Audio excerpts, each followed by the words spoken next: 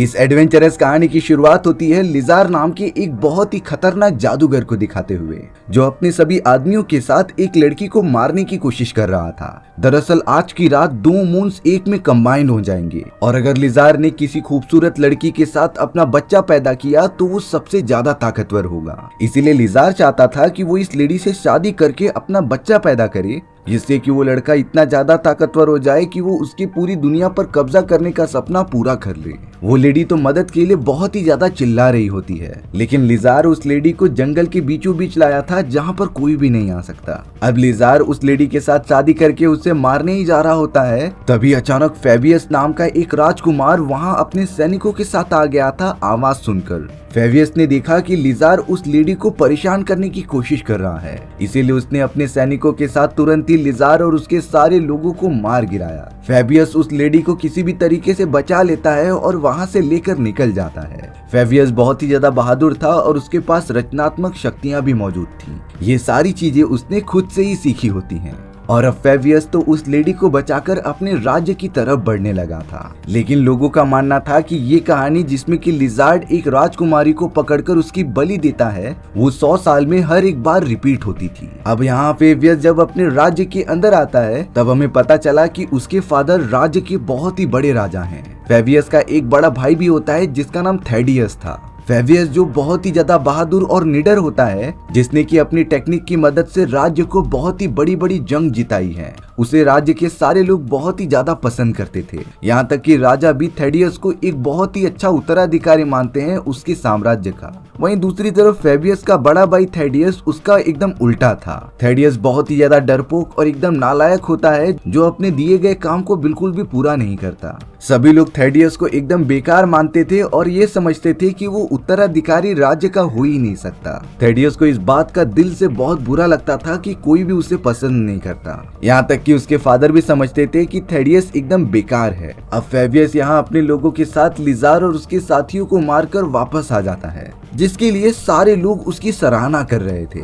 Fabius ने तो सबूत के तौर पर लिजार के लोगों का सर कटा हुआ लेकर आ गया था, जिससे कि सभी लोगों को पता चल सके कि उसने लिजार को खत्म कर दिया है। दरअसल लिजार इस पूरे राज्य का एक बहुत ही बड़ा दुश्मन हुआ करता था, लेकिन अब फेबियस ने बड़ी हिम्मत करके उन सभी लोगों को मार दिया, जिससे कि राज्य पर से एक बड़ा खतरा टल गया था। राजा भी फेबियस के इस काम से बहुत ज्यादा खुश होते हैं। अब हमें वो लेडी दिखाई जा रही थी जिसे कि फेबियस राजा से मिलवाता है। वो लेडी बहुत ही ज्यादा ब्यूटीफुल थी, इसीलिए फेबियस को वो पसंद आ जाती है और अब फेबियस ने अपने फादर से परमिशन मांग ली थी कि वो इस लेडी से शादी करेगा। फेबियस के इतने अच्छे काम के कारण राजा भी राजी हो जाते हैं इस शादी से और अब फेबियस उस लेडी के साथ आखिरकार धूमधाम से शादी कर ही लेता है। लेकिन यहाँ थेडियस बहुत ही ज्यादा उदास हो जाता है कि सभी लोग फेबियस को ही पसंद करते हैं, बट फेबियस के मन में अपने बड़े भाई के प्रति ऐसा बिल्कुल भी नहीं था। वो तो हमेशा थेडियस को सराहना देता और उसे मोटिवेट करता कि तुम भी अच्छा कर सकते हो, बस तुम्हें थोड़ा टाइम देना है अपने टेक्निक्स और आईक्यू लेवल को बढ़ाने के लिए। राजा भी बहुत ही ज्यादा खुश होते हैं कि फेबियस के अंदर वो सारे गुण हैं जो एक आने वाले राजा के अंदर होनी चाहिए। थेडियस तो बहुत ही ज्यादा डिप्रेशन में चला गया था और उसे कुछ नहीं समझता कि वो क्या करे। अब थेडियस यहाँ पर फेबियस के कुछ सिपाहियों की बातें सुनता है, जो उसके बारे में कुछ कह रहे थे कि थेडियस एकदम बेकार इंसान है, वो तो एकदम बेवकूफ है जो किंग बनने के एकदम लायक ही नहीं। थेडियस को ये सारी बातें सुनकर बहुत ही ज्यादा गुस्सा आ रहा था। वो तो अपने छोटे भाई से बहुत ज्यादा जलता है और वहां से बाहर निकल जाता है। थेडियस पहली बार राजमहल से निकलकर गांव की तरफ चला गया था। वो तो अपना कुछ दिन वहीं पर गुजारता है। अब यहाँ पैलेस में फेबियस की शादी उस लेडी से किए जाने की तैयारी की जा रही थी, लेकिन फेबियस अपने बड़े भाई थेडियस का काफी देर से इंतजार कर रहा था, क्योंकि वो उसका भाई है और उसके बिना वो शादी शुरू नहीं करेगा। कई घंटे तक वेट करने के बाद भी थेडियस वापस आता ही नहीं। तब जाकर राजा फेबियस को समझाते हैं कि तुम्हें शादी की रस्म शुरू करनी चाहिए और ज्यादा देर करना अच्छी बात नहीं। इसीलिए फेबियस राजा की बात मानते हुए अपनी लेडी से शादी करने की सारी रस्म शुरू कर देता है। पर वो जैसे ही उस लेडी को रिंग पहनाने जा रहा था, तभी वहाँ वही खतरनाक जादूगर जिसका नाम लिजार्ड था वो वापस आ जाता है। दरअसल वो पूरी तरीके से मर नहीं सकता। हाँ, फेबियस के हमले के कारण उसकी थोड़ी सी पावर्स कम हो चुकी थी, लेकिन अब वो वापस आ चुका होता है उस लेडी को अपने साथ लेकर जाने के लिए, क्योंकि जब तक वो उस लेडी से शादी करके उसकी बलि नहीं दे देता तब तक लिजार सबसे ज्यादा शक्तिशाली नहीं बन पाएगा। इसीलिए अब लिजार ने अपनी काली शक्तियों का यूज करके सारे सैनिकों और फेबियस को एकदम स्टॉप कर दिया था। वो तो अब लेडी को जकड़ लेता है और वहाँ से अगले ही मोमेंट में रफू चक्कर हो जाता है। फेबियस चाहकर भी अपनी राजकुमारी को बचा ही नहीं पाया। राजा इस बात से बहुत ही ज्यादा गुस्सा हो जाते हैं लिजार के ऊपर। इसीलिए अब उन्होंने फेबियस और थेडियस दोनों को ये मिशन दिया कि वो लिजार के पास जाकर राजकुमारी को छुड़ा कर लेकर आए। हालांकि थेडियस अपने छोटे भाई की मदद बिल्कुल भी नहीं करना चाहता था, लेकिन उनके फादर ने ये पहले ही बोल दिया होता है कि अगर इस बार थेडियस ने अपने आप को प्रूफ नहीं किया तब उसे हमारे राज्य से बहिष्कृत कर दिया जाएगा। अब मजबूरी के कारण थेडियस को अपने छोटे भाई के साथ जाना ही पड़ता है इस लंबे सफर में। अब यहाँ फेबियस और थेडियस राजकुमारी की जान बचाने के लिए अपनी पूरी सेना के साथ निकल पड़ते हैं, लेकिन इन सारी चीजों से पहले वो दोनों एक ओरेकल जादूगरनी के पास जाते हैं जिससे कि वो कुछ एडवाइस ले सकें। वो ओरेकल फेबियस और थेडियस को बताती है कि लिजार को रोकना बहुत ही ज्यादा जरूरी है। लिजार ने अगर 2 मून वाली रात को राजकुमारी से शादी कर ली तब वो अपना श्राप साबित करने के लिए सक्सेसफुल हो जाएगा और बहुत ही ज्यादा पावरफुल हो सकता था। इसीलिए फेबियस और थेडियस को किसी भी तरीके से लिजार को रोकना ही होगा। ओरेकल फेबियस को बताती है कि लिजार को रोकने का सिर्फ एक बहुत ही अच्छा तरीका है जिसमें कि उन्हें जरूरत होगी एक बहुत ही पावरफुल तलवार की जो यूनिकॉर्न के सींग से बनता है, लेकिन इस तलवार को हासिल करना बहुत ही ज्यादा मुश्किल था क्योंकि इसकी प्रोटेक्शन कुछ ऐसी जानलेवा आत्माएं करती हैं जो लोगों को एक ही बार में खत्म कर देती थी। लेकिन अगर फेबियस और थेडियस के पास ये तलवार आ गई तो वो लिजार को आसानी से हरा पाएंगे। ओरेकल ने तो उस तलवार तक पहुंचने के लिए एक कंपास भी प्रोवाइड किया जो वो उन्हें यहाँ तक लेकर जाएगा। फेबियस और थेडियस तुरंत ही कंपास को लेकर निकल पड़े थे अपने उस तलवार को हासिल करने के लिए। काफी दूर तक ट्रेवल करने के बाद वो एक जंगल में रुकते हैं थोड़ा आराम करने के लिए। फेबियस तो सेना के साथ मिलकर स्ट्रेटेजी बना रहा था कि वो अपना अगला कदम क्या रखेंगे। तभी हम फेबियस की सेना के एक आदमी को देखते हैं जो जंगल के बीचों बीच आकर कुछ जादू करता है। उसके कुछ करते ही अचानक सामने एक अजीब तरीके का चेहरा बनने लगा था। ये और कोई नहीं बल्कि लिजार की परछाई होती है जो उस आदमी से बातें कर रही थी। यानी कि इस आदमी ने फेबियस को धोखा दिया है और लिजार के लिए काम करता है। लिजार उस आदमी से कह रहा था कि तुम कैसे भी करके फेबियस को मेरे पास लेकर आ जाओ क्योंकि मैं उसके आंखों के सामने राजकुमारी के साथ शादी करना चाहता हूँ, जिससे कि फेबियस को पता चलेगा कि मेरी ताकत कितनी ज्यादा है। बट अब उस बूढ़े आदमी को लिजार से बात करते हुए फेबियस के एक और साथी ने देख लिया था, जिससे कि पता चल जाता है कि वो बूढ़ा आदमी लिजार के साथ काम करता है। फेबियस के उस ईमानदार सिपाही ने तुरंत उसके पास जाकर सारी चीजें बता दी थी कि वो बूढ़ा आदमी हमें धोखा दे रहा है। फेबियस को बिल्कुल भी भरोसा नहीं हो रहा था क्योंकि वो बूढ़ा आदमी तो उसका काफी ज्यादा वफादार था। इसीलिए वो खुद ही जाकर उससे पूछता है कि आखिर बात क्या है। वो बूढ़ा आदमी बिना डरे फेबियस से बोल रहा था कि हाँ, मैं लिजार के लिए काम करता हूँ और हमेशा काम करता ही रहूंगा। तुम सब चाहे कितनी भी कोशिश कर लो, लिजार को हरा नहीं पाओगे।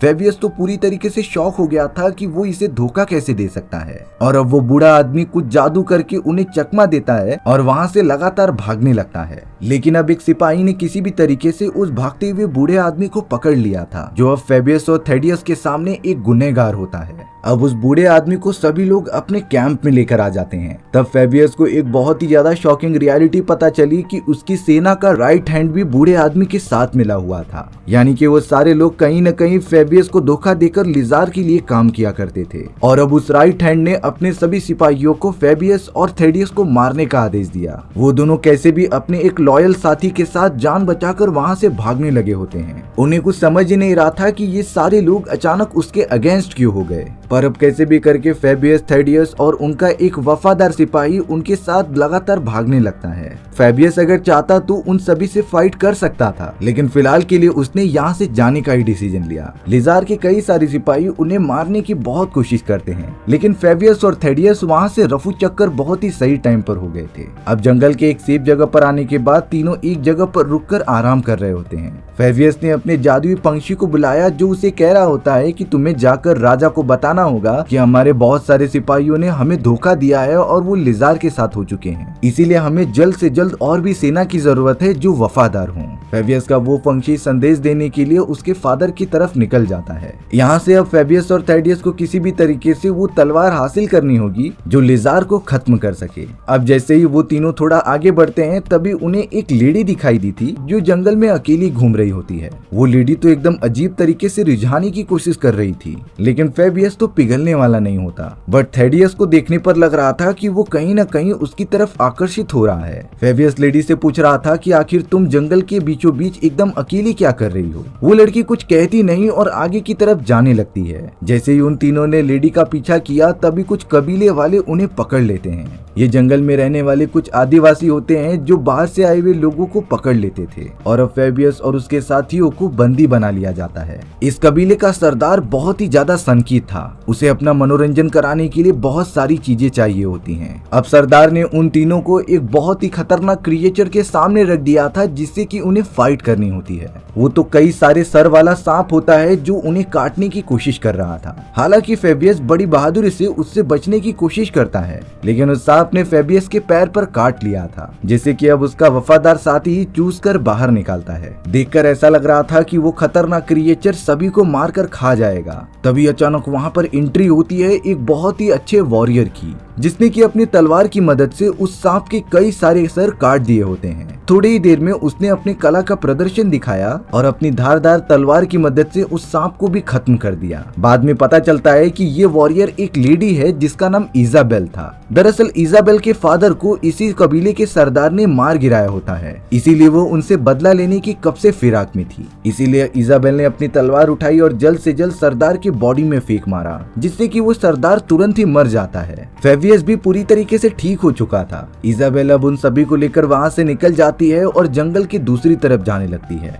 बातें करने पर पता चला कि इजाबेल को ये भली भांति पता है कि वो यूनिकॉर्न की तलवार कहाँ पर रखी गई है, यानी कि वो थेडियस और फेबियस की मदद कर सकती थी वहाँ तक पहुँचने के लिए। यहाँ पर हमें पता चला कि थेडियस इजाबेल के प्रति बहुत ही ज्यादा अट्रैक्टिव हो गया है। वो तो उसे कहीं न कहीं पसंद भी करने लगा था। अब बहुत ज्यादा रात होने के बाद चारों बॉन फायर लगाकर बैठ जाते हैं और थोड़े मजे करते हैं। फेबियस और उसका साथी तो जंगल में चले गए थे कुछ ढूंढने के लिए और यहाँ थेडियस और इजाबेल एक दूसरे से काफी सारी बातें कर रहे होते हैं। थेडियस बहुत ही ज्यादा नशे में था, इसीलिए वो फ्लो में इजाबेल को सारी बातें बता देता है कि कैसे वो लोग इस सफर पे आए थे और लिजार को मारने की कोशिश कर रहे हैं। थेडियस ने अपना कंपास भी निकाल कर दिखा दिया था कि इसकी मदद से हम उस तलवार तक पहुंच पाएंगे। अब यहाँ सुबह हो जाती है जहाँ पर फेबियस सभी को उठा रहा था, लेकिन उस जगह पर इजाबेल कहीं भी दिखाई नहीं दे रही होती। थेडियस यहाँ अपने गले में लगे हुए उस कंपास को ढूंढ रहा होता है, लेकिन वो कहीं मिलता ही नहीं। तब जाकर उन्हें एहसास हुआ कि इजाबेल ने उन्हें धोखा दिया है और वो कंपास को लेकर यहाँ से भाग चुकी है। शायद इजाबेल भी उस पवित्र तलवार को हासिल करने की कोशिश करना चाहती थी,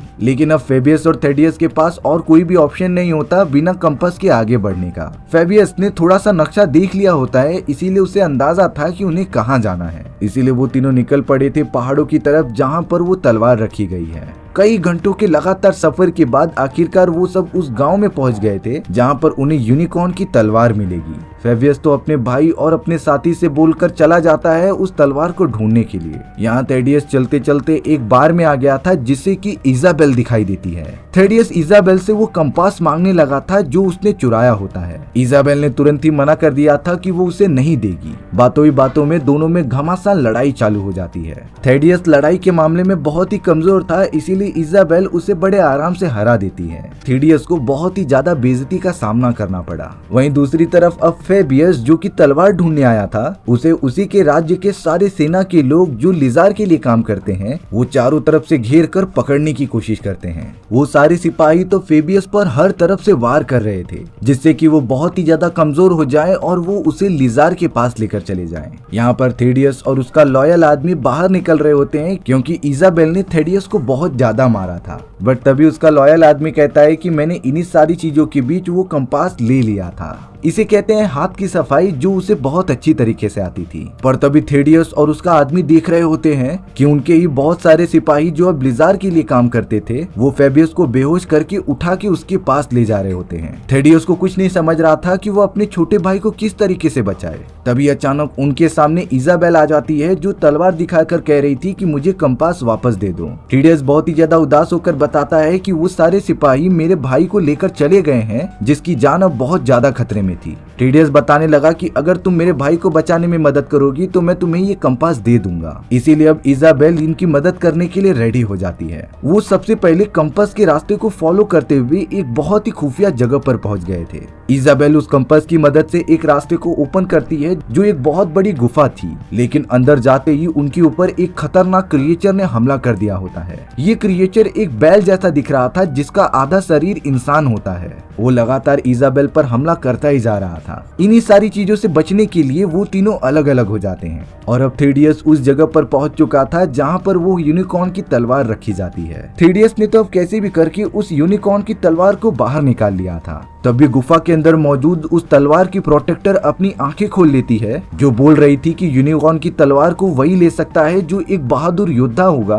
और उसे खुद पर भरोसा होना चाहिए। उस प्रोटेक्टर को यह आभास हो गया था कि थेडियस अपने आप को एक बहादुर योद्धा नहीं मानता। इसीलिए अब प्रोटेक्टर ने थेडियस को आजमाने के लिए एक चाल चली। उसने जादू की मदद से एक पोर्टल ओपन कर दिया होता है, जो राज्य की तरफ लेकर जाता था। प्रोटेक्टर थेडियस को दो ऑप्शन देती है, या तो वो तलवार लेकर अपने राज्य वापस चले जाए, जिससे कि उसका भाई मर जाएगा और वो अकेला राजा बन सकता था। लेकिन यहाँ थेडियस बहुत ज्यादा सोचने के बाद अपने भाई की मदद करने का डिसीजन लेता है, क्योंकि उसका भाई ही हमेशा उसे मोटिवेट करता और सपोर्ट करता था। और अब प्रोटेक्टर को पता चल गया होता है कि थेडियस भी एक महान योद्धा है और वो अच्छाई के रास्ते पर चलता था। थेडियस अब यूनिकॉर्न की तलवार लेकर बाहर निकलता है और उस खतरनाक क्रिएचर को भी मार देता है, जिसके बाद अब उन्हें किसी भी तरीके से फेबियस को जाकर बचाना होगा लिजार की कैद से। फेबियस, इजाबेल और उसका साथी गांव में कुछ लोगों को इकट्ठा करते हैं अपनी सेना बनाने के लिए। लकीली उन्हें कुछ तगड़े गांववासी मिल भी जाते हैं और अब वो सब निकल पड़े थे लिजार के किंगडम की तरफ फेबियस को बचाने के लिए। अब यहाँ काफी ज्यादा लंबा सफर तय करने के बाद थेडियस और उसके सभी साथी उस जगह पर पहुंच गए थे जहाँ लिजार ने उसके भाई को कैद करके रखा था। ताज्जुब की बात ये होती है कि आज के दिन ही 2 मून की रात थी, जो एक दूसरे में कंबाइन हो जाएंगे और फिर लिजार राजकुमारी के साथ शादी करके बहुत ही ज्यादा पावरफुल हो जाएगा। फेबियस को तो बहुत ही ज्यादा टॉर्चर किया जा रहा था, लेकिन अब थोड़ी देर के अंदर अंदर थेडियस, इजाबेल और सारे लोग आ जाते हैं, जिन्होंने सारे सिपाहियों को मारना स्टार्ट कर दिया था। वो तो जल्द से जल्द फेबियस को भी चंगुल से आजाद कराते हैं, जिससे कि वो सही सलामत बाहर निकल सकें। थेडियस ने यहाँ पर वो यूनिकॉर्न की तलवार अपने छोटे भाई को दे दी थी, क्योंकि वही उसका असली हकदार था। फेबियस के पास यूनिकॉर्न की तलवार होने की वजह से उसकी शक्तियां दुगनी हो जाती हैं और वो अब लिजार से लगातार फाइट करने लगा था। वहीं दूसरी तरफ इजाबेल, थेडियस और बाकी लोग भी लिजार के सैनिकों से लड़ने लग जाते हैं।